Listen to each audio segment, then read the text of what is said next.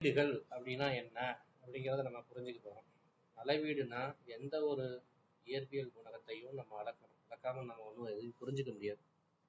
For example, ஒரு 10 litre பால் வாங்கிட்டு வாங்கன்னு சொல்கிறாங்க. இப்போ 1 லிட்டர்னா நமக்கு என்னன்னு தெரியும். 10 லிட்டரு அப்படிங்கிறது அந்த ரெஃபரன்ஸை வச்சு நம்ம புரிஞ்சுக்கிறோம். 5 கிலோ அரிசி வாங்குறோம், 5 கிலோ காய்கறி வாங்குறோம். ஸோ அப்படி இந்த வேகத்தில் இந்த வண்டி போயிட்டு இருக்கு. ஸோ இது மாதிரி பல விஷயங்களை கம்பேர் பண்ணி சொல்கிறோம். அப்போ அழகு அப்படிங்கிறது ஒரு சிம்பிள், ஒரு சின்ன ஒரு அடிப்படை காரணி. அதுலேருந்து எவ்வளோ குவான்டிட்டி நம்ம பெருக்கல் ஒரு 10 அளவு இருக்குது மாதிரி. அப்போ 10 சென்டிமீட்டர் அப்படிங்கிறோம். 1 சென்டிமீட்டர்னா நமக்கு தெரியும், 1 சென்டிமீட்டருங்கிறது அழகு. அந்த 1 சென்டிமீட்டர் 10 சென்டிமீட்டர் அப்படின்னு சொல்கிறோம். இப்போ 1 சென்டிமீட்டர்னா அழகு அப்படின்னா அடிப்படையாக ஒரு இயற்பியல் குணகத்தை குறிக்கிறது. ஃபார் எக்ஸாம்பிள், நமக்கு ஒரு 10 லிட்டர் பால் வேணுன்றாங்க. 10 சென்டிமீட்டர் நீளம் இருக்குன்றோம், 1 கிலோமீட்டர்னு சொல்கிறோம். ஸோ இது எல்லாமே பார்த்தீங்கன்னா ஏதோ ஒரு குவான்டிட்டியை நம்ம சொல்லி புரிஞ்சுக்கணும். இப்போ 10 லிட்டர்னா நமக்கு தெரியும், 10 லிட்டருக்கு பதிலாக 1 லிட்டர் கொண்டு போய் கொடுத்தோம்னா அது வந்து ஏமாத்துதானம் தானே. இப்போ 10 லிட்டரு 1 லிட்டரை மாதிரி 10 தடவை டைம்ஸ் இருக்கும் அப்படின்னு சொல்லி நமக்கு தெரியும். இது மாதிரி 1 சென்டிமீட்டர்னா இவ்வளோ இருக்கும் அப்படின்னு தெரியும். ஸோ 10 சென்டிமீட்டர்னா இது மாதிரி 10 டைம்ஸ் 10 மடங்காக இருக்கும் அப்படின்னு தெரியும். 10 டைம்ஸ் இருக்கும்போது எவ்வளோ இருக்கும். ஸோ இப்போ நம்ம அது மாதிரி புரிஞ்சுக்கிறோம். ஸோ அப்போ ஒரு அடிப்படை அலகு, நமக்கு அடிப்படை அலகை நம்ம அடிப்படை அலகு என்பது என்னன்னா, ஒரு இயற்பியல் குணகத்தை வேற எந்த ஒரு அழகாலும் சம்பந்தப்படுத்த முடியாது. அதே ஒரே ஒரு அதை மட்டும்தான் நம்ம பார்த்து சொல்ல முடியும். வேற இதோட மல்டிப்ளேயர்லாம் சொல்ல முடியாது, டிவைட்லாம் சொல்ல முடியாது. ஃபார் எக்ஸாம்பிள், நீளம்னு எடுத்துக்கிட்டிங்கன்னா இதை மீட்டரில் மட்டும்தான் சொல்லுவோம், மீட்டர். சரிங்களா? அதுவே பரப்புன்னு எடுத்துக்கிட்டா பரப்பு வந்து மீட்டர் ஸ்கொயரில் சொல்லுவோம். எப்படி அப்படின்னா, நீளங்கிறது ஒரே அளவு தான், 10 சென்டிமீட்டர்னு சொல்லிடலாம். சரிங்களா? 10 சென்டிமீட்டர். ஆனால் பரப்புங்கிறது நீளம் இன்ட்டு அகலம். அப்போ இது எல், இது பி, ரெண்டையும் மல்டிப்ளை பண்ணும்போது இது மீட்டர்னா மீட்டர் ஸ்கொயர்னு தான் வரும். அப்போ இது அடிப்படை அளவோட பெருக்கல் பலனாக வந்திருக்கு. அது மாதிரி இந்த மாதிரி வரதை வழி அலகுன்னு சொல்லுவோம். நார்மலாக அடிப்படை அலகு, வழி அலகு அப்படின்னு நம்ம அறிவியல் அளவீடுகளை நம்ம பயன்படுத்தி சொல்லிக்கிட்டு இருக்கோம். ஃபர்ஸ்ட் நம்ம வழி அலகுகளை புரிஞ்சுக்கிறதுக்கு முன்னாடி அடிப்படை அலகுன்னா என்னன்னு புரிஞ்சுக்கணும். சரிங்களா? அடிப்படை அலகு ஃபண்டமெண்டல் குவான்டிட்டி. அடுத்து டெரைவ்டு குவான்டிட்டி, அது வழி அலகுன்னு சொல்றோம்.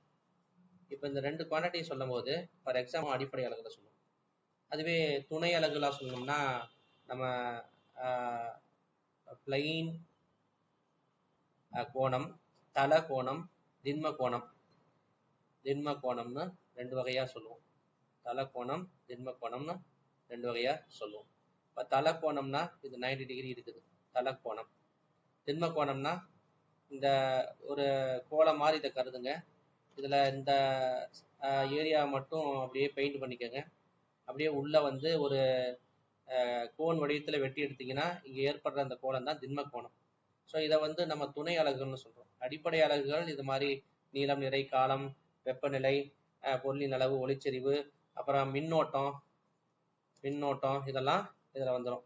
இதெல்லாமே நம்ம இப்படி அடிப்படை பேஸ் குவான்டிட்டியாக நம்ம சொல்லிட்டு இருக்கோம். வழி அலகுங்கிறது இதோட மல்டிப்ளே, இதுவும் மல்டிப்ளே பண்ணி டிவைட் பண்ணி வர மாதிரி. இப்போ நான் முன்னாடியே சொன்ன மாதிரி நீளங்கிறத சென்டிமீட்டர்னு சொன்னோன்னா சென்டிமீட்டர் ஸ்கொயர்டுங்கிறது வழி அலகு, சென்டிமீட்டருங்கிறது அடிப்படை அலகு. சரிங்களா? அடுத்தது தல கோணம், திண்ம கோணங்கிறது ரேடியன்ல சொல்லுவோம்ல, ரேடியன். திண்ம கோணம்னா ஸ்டேடியன் அப்படின்னு நம்ம ரேடியன் எழுதிக்குங்க. ரேடியன் இது இதெல்லாம் தமிழ்லாம் கிடையாது. ரேடியன்னா திண்ம கோணத்தோட அழகு. சரிங்களா? இப்போ கோணம்னா தெரியும் உங்களுக்கு, 30 டிகிரி 60 டிகிரின்னு ஒரு பேப்பர்ல அந்த பிளைனா சொல்றோம்னா, தளத்துல சொல்றோம்னா, போர்டில் எழுதுற இத்தனை கோணத்துல இருக்குன்னு சொல்றோம்னா அது வந்து ரேடியன். 3 டைமென்ஷன்ல சொன்னோம்னா ஸ்டேடியன். 3 பரிமாணத்துல கோணத்தை சொன்னோம்னா ஸ்டேடியன். அவ்வளவுதான். வழிகளுக்கு நான் முன்னாடி சொன்ன மாதிரி காலம், மின்னோட்டம், வெப்பநிலை, பொருளின் அளவு, ஒளிச்செறிவு, இது எல்லாமே அடிப்படை அலகு. இதால மட்டும்தான் நம்மளால குறிக்க முடியும், வேற எதாலையும் குறிக்க முடியாது. இது பாருங்க, காலத்தை செகண்ட்ல குறிச்சிருக்கோம், இது ஆம்பியர்ல குறிச்சிருக்கோம், இது கெல்வின்ல குறிச்சிருக்கோம். பொருளின் அளவு வந்து மோல்ல குறிச்சிருக்கோம். பொருளின் அளவுனா கெமிஸ்ட்ரி லெவல்ல, அதாவது மைக்ரோஸ்கோபிக் அளவுல ஒரு அதை வந்து மோல்னு தானே சொல்லுவோம். ஒரு மோல் ஒரு மோல் வாட்டர் வந்து எவ்வளோ? 1 மோல் வாட்டர் வந்து 18 கிராம். சரிங்களா? 1 மோல் வாட்டர் வந்து 18 கிராம். அந்த 18 கிராம்குள்ள அந்த அவகாட்ரோ நம்பர், அந்த அளவுக்கு நம்பருக்குள்ள எண்ணிக்கையில அந்த பொருள் எண்ணிக்கை இருக்கும். சரிங்களா? ஒளிச்செறிவுனா எவ்வளவு தூரம் அந்த ஒளியோட இதுங்கிற மாதிரி, செறிவுங்கிற மாதிரி. சரிங்களா? இப்போ இதெல்லாமே அடிப்படை அளவு, துணை அளவுன்னு நான் சொல்லிட்டேன். இப்போ நம்ம வழி அலகுகளை பற்றி தான் பார்க்க போகிறோம். வழி அலகுன்னா என்னன்னு பார்க்க போகிறோம். வழி அலகுல ஸோ இப்போ தலைக்கோணம் திண்மக்கோணம் முன்னாடியே சொல்லிட்டேன். வழி அலகு பாருங்க, பரப்பு. பரப்புனா என்ன? இதுதான் பரப்பு. பரப்புனா நீளம் இன்டு அகலம். நீளத்துக்கு மீட்டர் தான், அகலத்துக்கு மீட்டர் தான். அப்போ என்ன வரும்? Metre square. சரிங்களா? அடுத்து கன அளவு. பரப்புன்னு சொல்லல, இப்படி வந்துடுச்சு. ஸோ இங்கே 1 சென்டிமீட்டர், 2 சென்டிமீட்டர், 3 சென்டிமீட்டர், 4 சென்டிமீட்டர். இது வந்து 4 சென்டிமீட்டர்னு வச்சுக்கோங்க. 4 centimetre, 1 centimetre, 2 centimetre, 3 centimetre, 4 centimetre. இங்கேயே 4 சென்டிமீட்டர். இப்போ 4 4 16 சென்டிமீட்டர் ஸ்கொயர். அப்போ பரப்பை வந்து சென்டிமீட்டர் ஸ்கொயர்ல சொல்லியிருக்கேன். இப்போ பார்த்தீங்கன்னா உள்ளுக்குள்ள இந்த குட்டி இது 1 சென்டிமீட்டர் 1 சென்டிமீட்டர் இந்த மாதிரி குட்டி உள்ளுக்குள்ள எத்தனை இருக்குது? மொத்தமா 16 எண், இது மாதிரி 16 இது இருக்குது. ஸோ அப்போ இந்த எண்ணுங்கிறது 16ன்னு குறிக்குது. இது மாதிரி 16 கட்டம் உள்ளுக்குள்ள இருக்குது அப்படின்னு. ஸோ இதெல்லாம் இது 1 சென்டிமீட்டரு, சுற்றி எல்லாமே 1 சென்டிமீட்டர். இந்த மாதிரி 1 சென்டிமீட்டர் சதுரம் 16 சதுரம் இருக்கு அப்படிங்கிறத நம்ம அந்த தளத்தை நம்ம புரிஞ்சுக்கிறோம். அதனால பரப்புங்கிறது என்னது? வழி அலகு. ஏன்னா இது அடிப்படை அளவுகளோட பெருக்கல் பலன் எழுதியிருக்கும். சரிங்களா? இங்க வந்து நேரத்தை வகுத்து இருக்கும். இதுவும் வழி அலகு தான். அப்ப அடிப்படை அலகு, 2 அடிப்படை அலகு சேர்ந்து வழி அலகு உருவாகுது. 2 அதுக்கு மேற்பட்ட அலகுகள் சேர்ந்து அடிப்படை அலகு காம்பினேஷனா தான், சேர்ந்ததா தான் நம்ம வழி அலகுல சொல்றோம். சரிங்களா? அப்ப அது மாதிரிதான் சொல்றேன். இப்ப திசை வேகம்னு பாருங்க. திசை வேகம்னா என்ன? திசை இருக்கும், வேகத்துக்கு திசை இருக்கும். அப்ப இடப்பெயர்ச்சி பை காலம், இடப்பெயர்ச்சி பை காலம்னு சொல்றோம். சரிங்களா? திசை வேகங்கிறது இடப்பெயர்ச்சி பை காலம்னு சொல்றோம். திசை வேகம், இடப்பெயர்ச்சி பை காலம். இடப்பெயர்ச்சிக்கு மீட்டர், காலத்துக்கு செகண்ட். அதனாலதான் மீட்டர் பை செகண்ட். இந்த செகண்ட் மேல போச்சுன்னா செகண்ட் பவர் -1 வந்துடுது. அடுத்து முடுக்கம்னா திசை வேகம் காலத்தை பொறுத்து எவ்வளோ, அப்படியே பை காலம் தெரியும். இடப்பெயர்ச்சின்றது நமக்கு இப்படி வரோம்னு வச்சுக்குவேன். இப்படி வரோம்னா இதோட டிஸ்டன்ஸ் எவ்வளோ இருக்கு? ஆக்சுவலா இது வந்து இதோட தூரம். இது இடப்பெயர்ச்சி ரொம்ப கம்மியா இருக்கு. ஒரு நேர்கோடு ஆரம்ப புள்ளிக்கும் இறுதி புள்ளிக்கும் இடையே உள்ள தொலைவை தான், குறைஞ்சபட்ச தொலைவை தான் நம்ம என்னன்னு சொல்றோம்? இடப்பெயர்ச்சின்னு சொல்றோம். இதை நம்ம கிராஃப்ல நீங்க நோட்டேட் பண்ணீங்கன்னா, ஒரு இதில் பார்த்தோம்னா இது 0,0. அப்போ இதோட பொசிஷனு இங்கே இருக்கு. இது ஏ பொசிஷனு, இது பி பொசிஷன்னா ஏல இருந்து பிக்கு போயிருக்கு. சரிங்களா? வெக்டர் ஏல இருந்து பிக்கு போயிருக்கு. அப்போ ஏபி வெக்டருங்கிறது OB vector minus OA vector அப்படின்னு நம்ம சொல்லுவோம். இது பொசிஷன் வெக்டரை நம்ம சொல்லுவோம், நிலை வெக்டர் சொல்லுவோம். இடப்பெயர்ச்சி அப்போ ஒரு ஏல இருந்து பிக்கு ஒரு குறிப்பிட்ட திசையை காட்டுது. ஸோ அதுதான் இடப்பெயர்ச்சிங்க. நார்மலா தூரம்ங்கிறது ஏல இருந்து இந்த பாருங்க வளைஞ்சு போற இந்த தூரம் தான் தொலைவுன்னு சொல்லுவோம். தொலைவுக்கும் தொலைவு இடப்பெயர்ச்சிக்கு வித்தியாசம் இருக்குது. சரி, ரைட்டு. இப்போ இடப்பெயர்ச்சியை மீட்டர்னு சொல்லுவோம், காலத்தை செகண்ட்னு சொல்லுவோம். அப்போ திசை வேகத்துக்கு மீட்டர் பை செகண்ட் தான் அதோட அலகு. சரியா? என்ன அலகு? வழி அலகு. இது போல பல வழி அலகுகள் நமக்கு இங்கே கொடுத்துருக்காங்க. ஸோ அதை நம்ம தான் ஒர்க் அவுட் பண்ணிட்டு இருக்கோம். சரிங்களா? இப்போ கோண திசை வேகம்னா இப்போ கோணம் இப்போ என்ன ஆகும்? சுற்றி வந்துட்டு இருக்கு. கோண இடப்பெயர்ச்சி பை காலம். கோணம் முடுக்கோண கோண திசை வேகம் பை காலம். அடர்த்திங்கிறது பருமன்னா கன அளவு, நிறைனா அதோட எவ்வளோ தூரம் அதுக்கு கிலோகிராம் இருக்கு, மாஸ் இருக்குது அப்படிங்கிறத சொல்லுது. அடர்த்திங்கிறது குண்டா இருக்கிறாங்க, ஒரு ட்வின்ஸ்னு வச்சுக்க.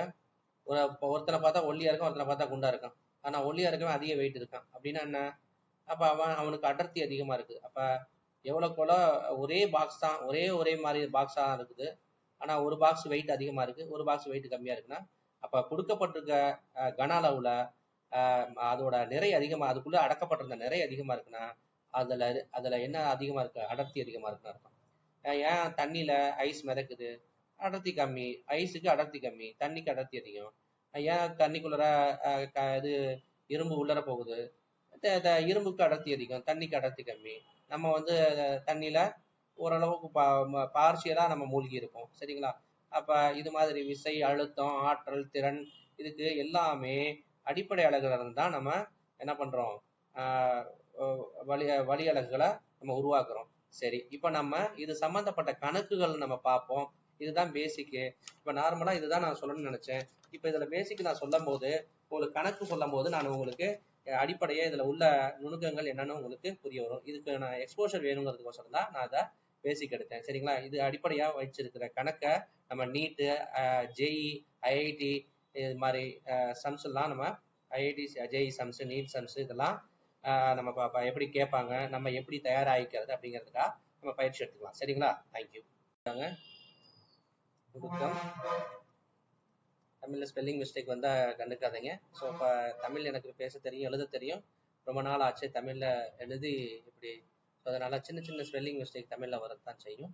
ஸோ ஒன்றும் அதை பிரச்சனை இல்லை. முடுக்கம் முடிஞ்ச அளவு நான் தமிழ்ல தான் சொல்லுவேன், கவலைப்படாதீங்க. முடுக்கம் வந்து 10 மீட்டர் பை செகண்ட் ஸ்கொயர்னு சொல்றாங்க.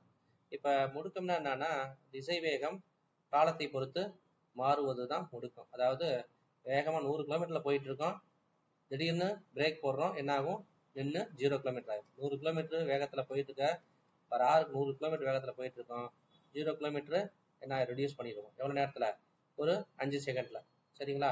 அப்ப என்ன பண்றோம், முடுக்கப்படுது, எதிர் முடுக்கம். இது ஒருவேளை வண்டியை ஸ்டார்ட் பண்றோம், 0ல இருந்து 100 கிலோமீட்டர் வேகத்துக்கு ஒரு 10 செகண்ட்ல கொண்டு போறோம்னா அதுவும் முடுக்கம் தான், சரிங்களா? அப்ப திசை வேகம் காலத்தை பொறுத்து மாறுனா முடுக்கம், சரிங்களா? அப்ப ஒரே வேகத்துல கொண்டு ஓடிக்கிட்டே இருக்கீங்க, அப்ப அது வந்து முடுக்கம் கிடையாது, அது மாறா திசை வேகம் மட்டும்தான். இல்ல வேகம், திசையை நம்ம மென்ஷன் பண்ணினா திசை வேகம், வேகத்தை மட்டும் மென்ஷன் பண்ணினா வேகம் தான், சரியா? இப்போ இதை முடுக்கம் மீட்டர் பை செகண்ட் ஸ்கொயர்டா நான் கிலோமீட்டர் பர் ஹவர் ஸ்கொயர்ல மாத்தணும். இதை வந்து இப்படி நீங்க என்ன பண்ணுங்க, மாத்துங்கன்னு சொல்றோம். எப்படி மாத்துவீங்க பார்க்கலாமா? இப்ப யூனிட்னு சொல்றோம், அலகு யூனிட்னு சொன்னோம்னா 1 பை யூனிட்னு சொன்னோம்னா அது நம்பருக்கு இன்வெர்ஸ்லி ப்ரொபோர்ஷனலா இருக்கும். ஒரு கிலோன்னு சொல்றோம்னா அது 1000 கிராம்னு சொல்றோமா, 1 கிலோன்னு சொன்னோம்னா அது 1000 கிராம்னு சொல்றோமாமா. அப்ப இதையே நம்ம என்ன சொல்லலாம், குவான்டிட்டி 1 அப்படின்னு சொன்னா, குவான்டிட்டி 1ன்னா N1 U1 சொல்றோம், ஈக்குவல் டு N2 U2ன்னு சொல்றோம். இப்ப இது வந்து 1 கிலோ தான், கிலோ 1 தான், இது நம்பர் 1 தான். இப்போ 1 கிலோவை இதை 1000 கிராம்னு சொல்றோம். இங்க N2ங்கிறது 1000 மாறுது, இங்க N1ங்கிறது 1 இருந்தது, இங்க N2ங்கிறது 1000 தான். ரெண்டுமே ஒரே குவான்டிட்டி தான் குறிக்குது, சரிங்களா? அப்ப இதுல வந்து என்ன தெரியுது, அந்த குறிக்கக்கூடிய நம்பர் இது அலகு. அந்த நம்பர் வந்து ஒரு அமைப்புல இருந்து இன்னொரு அமைப்புக்கு மாற்றும் போது, அதாவது கிராம், கிலோகிராம்ல இருந்து கிராமுக்கு மாற்றும். இது வந்து என்ன சிஸ்டம், எம்கே சிஸ்டம், இது சிஜிஎஸ் சிஸ்டம். இந்த அமைப்புல இருந்து இந்த அமைப்புக்கு மாற்றும் போது ஒரே குவான்டிட்டி தான், ஆனா இந்த நம்பர் மட்டும், பெருக்கல் பலன் மட்டும் மாறுது. அதனால அப்ப அந்த நம்பர் வந்து அலகுக்கு எதிர்விதத்துல இருக்குன்னு நம்ம புரிஞ்சுக்கணும், சரிங்களா? சரி, அப்ப நம்ம என்ன சொல்லியிருக்காங்க, 10 மீட்டர் பை செகண்ட் ஸ்கொயர், இத எவ்வளோ, கிலோமீட்டர் பை ஆர் ஸ்கொயர் அப்படின்னு மாற்றணும். இப்போ மீட்டரை கிலோமீட்டரா மாற்றணும்னா ஸ்மால் யூனிட்டை பிக் யூனிட்டா மாத்துறேன், இப்போ ஸ்மால் யூனிட்டை பிக் யூனிட்டா மாற்றணும்னா millimetre, centimetre, decimetre, metre, decametre, hectometre and kilometre. இப்போ நான் எதுலேருந்து எதுக்கு வரேன், மீட்டர்ல இருந்து கிலோமீட்டருக்கு வரேன். அப்போ ஸ்மால் டு பிக்குக்கு வரேன். அப்போ என்ன பண்ணணும், ஸ்மால் டு பிக்குக்கு வந்தேன்னா ஒரு சின்ன அளவை பெரிய அளவில் சொல்லணும்னா என்ன பண்ணணும், டிவைட் பண்ணியிருக்கணும், அதாவது வகுத்து இருக்கணும். பெரிய அளவை சின்ன அளவா சொல்றேன்னா என்ன பண்ணியிருக்கணும், பெருக்கி இருக்கணும்.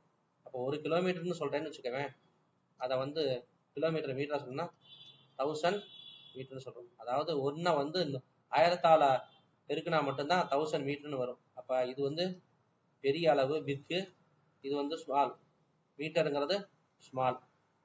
அப்ப பிக்கு, கிலோமீட்டர் பிக்குங்கிற அலக சின்ன மீட்டருக்கு மாத்தணும்னா அந்த 1 வந்து 1000ஆல பெருக்கி இருக்கும். அப்போ அந்த நல்லா புரிஞ்சுக்கணும்.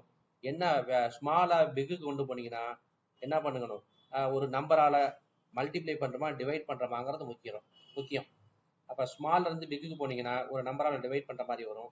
பிக்லேருந்து ஸ்மாலுக்கு போனீங்கன்னா மல்டிப்ளை பண்ணுற மாதிரி வரும். இப்போ பிக்லேருந்து ஸ்மாலுக்கு வந்துருக்கும், 1 கிலோமீட்டர் மீட்டருக்கு மாற்றிருக்கும், அதனால 1000 மல்டிப்ளை பண்ணியிருக்கும். அதே மாதிரி மீட்டர்லேருந்து கிலோமீட்டருக்கு மாற்றினீங்கன்னா டிவைட் பண்ணணும், அவ்வளோதான் விஷயம். சரிங்களா? மாதிரி மீட்டரை கிலோமீட்டரை மாற்றுறதுக்கு 1000 டிவைட் பண்ணிட்டோம்.